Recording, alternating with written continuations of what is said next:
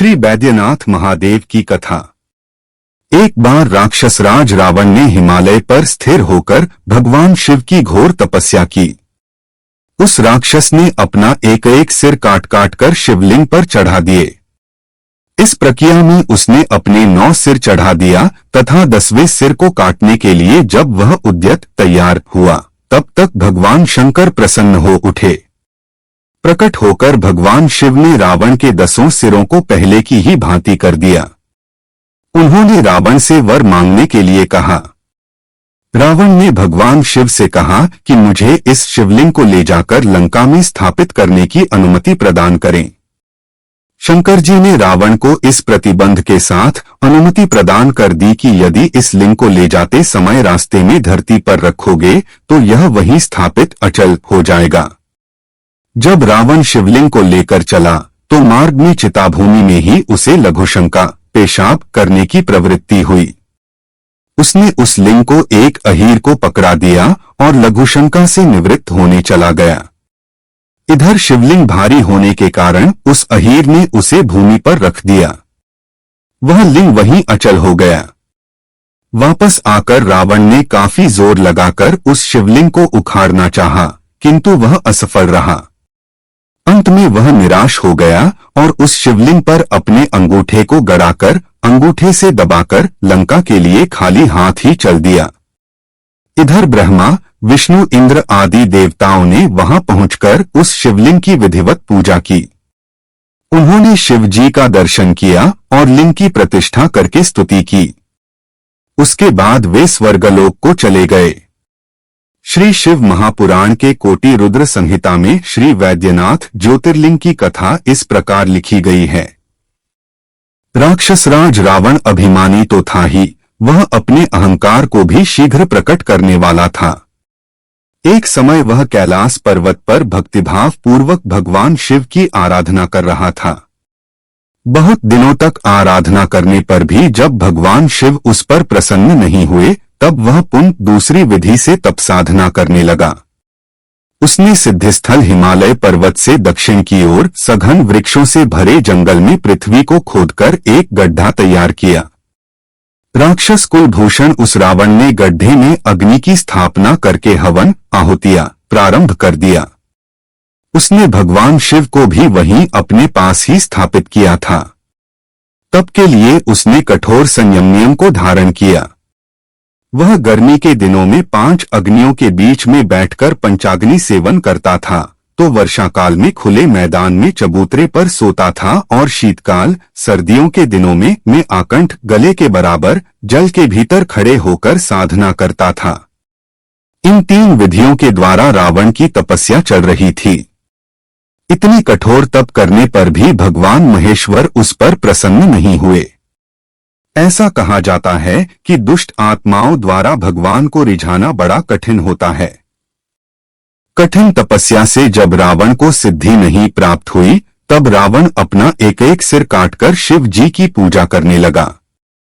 वह शास्त्र विधि से भगवान की पूजा करता और उस पूजन के बाद अपना एक मस्तक काटता तथा भगवान को समर्पित कर देता था। इस प्रकार क्रमश उसने अपने 9 मस्तक काट डाले। जब वह अपना अंतिम 10वां मस्तक काटना ही चाहता था, तब तक भक्त वत्सल भगवान महेश्वर उस पर संतुष्ट और प्रसन्न हो गए। उन्होंने साक्षात प्रकट होकर रावण के सभी मस्तकों को स्वस्थ करते हुए उन्हें पूर्ववत जोड़ दिया। भगवान ने राक्षसराज रावण को उसकी इच्छा के अनुसार अनुपम बल और पराक्रम प्रदान किया। भगवान शिव का कृपा प्रसाद ग्रहण करने के बाद नतमस्तक होकर विनम्र भाव से उसने हाथ जोड़कर कहा, देवेश्वर, आप मुझ पर प्रसन्न होइए। मैं आपकी शरण में आया हूं और आपको लंका में ले चलता हूं। आप मेरा मनोरथ सिद्ध कीजिए। इस प्रकार रावण के कथन को सुनकर भगवान शंकर असमंजस की स्थिति में पड़ गए।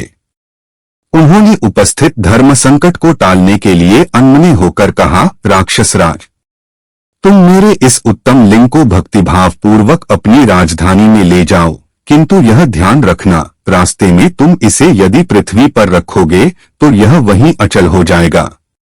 अब तुम्हारी जैसी इच्छा हो वैसा करो। प्रसन्नोभव देवेश लंका च त्वा नयाम्यहे सफलं कुरु मे कामं त्वामह शरणं गत इत्युक्तश्च तदा तेन शंभुर्वै रावणेन स प्रत्युवाच विचेतस्क संकटं परमं गत श्रूयता राक्षस श्रेष्ठ वचो में सार्वत्या नियता स्वगृहे में ही सद्भक्त्या लिंगमुत्तमम् भूमो लिंगं यदा त्वं च स्थापयिष्यसि यत्र वै स्थास्यत्यत्र न संदेहो यथेच्छसि तथा कुरु। भगवान शिव द्वारा ऐसा कहने पर बहुत अच्छा ऐसा कहता हुआ राक्षस राज रावण उस शिवलिंग को साथ लेकर अपनी राजधानी लंका की ओर चल दिया। भगवान शंकर की माया शक्ति के प्रभाव से उसे रास्ते में जाते हुए मूत्रोत्सर्ग पेशाब करने की प्रबल इच्छा हुई। सामर्थ्यशाली रावण मूत्र के वेग को रोकने में असमर्थ रहा और शिवलिंग को एक ग्वाल के हाथ में पकड़ाकर स्वयं पेशाब करने के लिए बैठ गया। एक मुहूर्त बीतने के बाद वह ग्वाला शिवलिंग के भार से पीड़ित हो उठा और उसने लिंग को पृथ्वी पर रख दिया। पृथ्वी पर रखते ही वह मणिमय शिवलिंग वहीं पृथ्वी में स्थिर हो गया। जब शिवलिंग लोक कल्याण की भावना से वहीं स्थिर हो गया, तब निराश होकर रावण अपनी राजधानी की ओर चल दिया। उसने राजधानी में पहुंचकर शिवलिंग की सारी घटना अपनी पत्नी मंदोदरी से बताई। देवपुर के इंद्र आदि देवताओं और ऋषियों ने लिंग संबंधी समाचार को सुनकर आपस में परामर्श किया और वहां पहुंच गए। भगवान शिव में अटूट भक्ति होने के कारण उन लोगों ने अतिशय प्रसन्नता के साथ शास्त्र विधि से उस लिंग की पूजा की। सभी ने भगवान शंकर का प्रत्यक्ष दर्शन किया।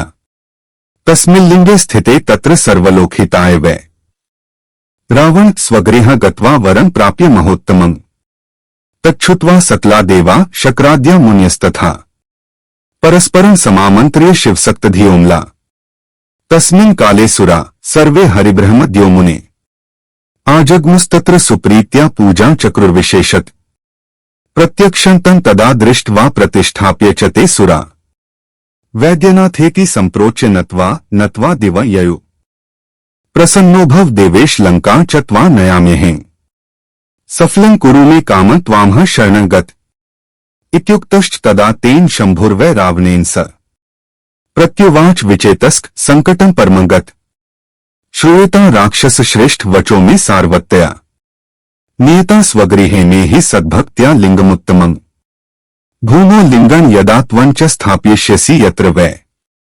स्थास्यत्यत्र न संदेहो यथेच्छसि तथा कुरु।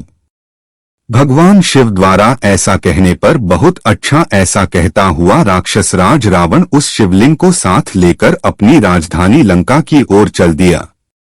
भगवान शंकर की माया शक्ति के प्रभाव से उसे रास्ते में जाते हुए मूत्रोत्सर्ग पेशाब करने की प्रबल इच्छा हुई। सामर्थ्यशाली रावण मूत्र के वेग को रोकने में असमर्थ रहा और शिवलिंग को एक ग्वाल के हाथ में पकड़ाकर स्वयं पेशाब करने के लिए बैठ गया। एक मुहूर्त बीतने के बाद वह ग्वाला शिवलिंग के भार से पीड़ित हो उठा और उसने लिंग को पृथ्वी पर रख दिया। पृथ्वी पर रखते ही वह मणिमय शिवलिंग वहीं पृथ्वी में स्थिर हो गया। जब शिवलिंग लोक कल्याण की भावना से वहीं स्थिर हो गया, तब निराश होकर रावण अपनी राजधानी की ओर चल दिया। उसने राजधानी में पहुंचकर शिवलिंग की सारी घटना अपनी पत्नी मंदोदरी से बताई। देवपुर के इंद्र आदि देवताओं और ऋषियों ने लिंग संबंधी समाचार को सुनकर आपस में परामर्श किया और वहां पहुंच गए। भगवान शिव में अटूट भक्ति होने के कारण उन लोगों ने अतिशय प्रसन्नता के साथ शास्त्र विधि से उस लिंग की पूजा की। सभी ने भगवान शंकर का प्रत्यक्ष दर्शन किया। तस्मिन् लिंगे स्थिते तत्र सर्वलोकहिताय वै रावण स्वगृह गत्वा वरं प्राप्य महोत्तमम् तच्छ्रुत्वा सकला देवा शक्राद्या मुन्यस्तथा परस्परं समामन्त्र्य शिवसक्तधियोम्ला तस्मिन् काले सुरा सर्वे हरिब्रह्मद्यो मुने आजग्मुस्तत्र सुप्रीत्या पूजां चक्रुर्विशेषत प्रत्यक्षन्तं तदा दृष्ट्वा प्रतिष्ठाप्य च ते सुरा वैद्यनाथेति संप्रोच्य नत्वा दिव ययु